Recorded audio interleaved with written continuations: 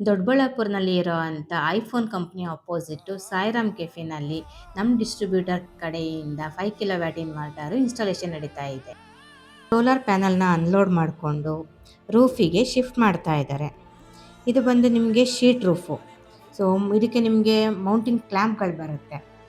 ಹಾಗೆ ಇನ್ನೊಂದು ಕಡೆಯಲ್ಲಿ ಅರ್ಥಿಂಗ್ ಪಿಟ್ ರೆಡಿ ಆಗ್ತಾ ಇದೆ. ಸೊ ಆ ಕ್ಲ್ಯಾಂಪ್ಗಳನ್ನೆಲ್ಲ ಫಿಕ್ಸ್ ಮಾಡಿ ಪ್ಯಾನಲ್ನ ಅಸೆಂಬ್ಲಿ ಮಾಡೋದಕ್ಕೆ ಮೆಷರ್ಮೆಂಟ್ ಮಾಡ್ಕೊಳ್ತಾ ಇದ್ದಾರೆ.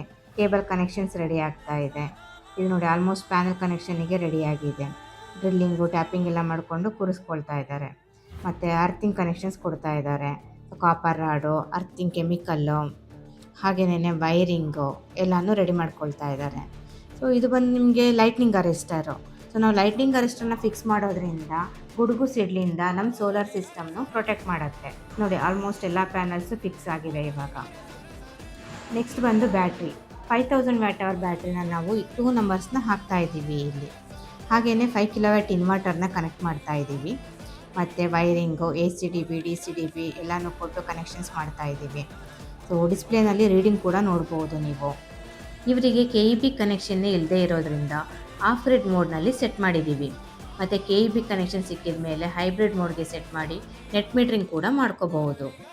ಹಾಗೆ ಈ ರೆಸ್ಟೋರೆಂಟ್ಗೆ ಎಲೆಕ್ಟ್ರಿಸಿಟಿ ಸಪ್ಲೈನೇ ಇರಲಿಲ್ಲ, ಜನರೇಟರ್ನಲ್ಲಿ ಆಪ್ರೇಟ್ ಮಾಡ್ತಾ ಇದ್ರು. ನಾವು ಸೋಲಾರ್ ಸಿಸ್ಟಮ್ ಹಾಕಿರೋದ್ರಿಂದ ಕಂಪ್ಲೀಟ್ ಹೋಟೆಲ್ಲು ಇವಾಗ ಸೋಲಾರ್ ಸಿಸ್ಟಮ್ನಲ್ಲಿ ರನ್ ಆಗ್ತಾ ಇದೆ. ನಿಮಗೂ ಕೂಡ ಪವರ್ ಪ್ರಾಬ್ಲಮ್ ಇದ್ದರೆ ಸ್ಕ್ರೀನ್ನಲ್ಲಿರೋ ಅಂಥ ನಂಬರ್ನ ಕಾಂಟ್ಯಾಕ್ಟ್ ಮಾಡಿ ಅವಿವಾ ಸೋಲಾರ್ ಸೊಲ್ಯೂಷನ್ನ ಹಾಕಿಸ್ಕೊಳ್ಳಿ.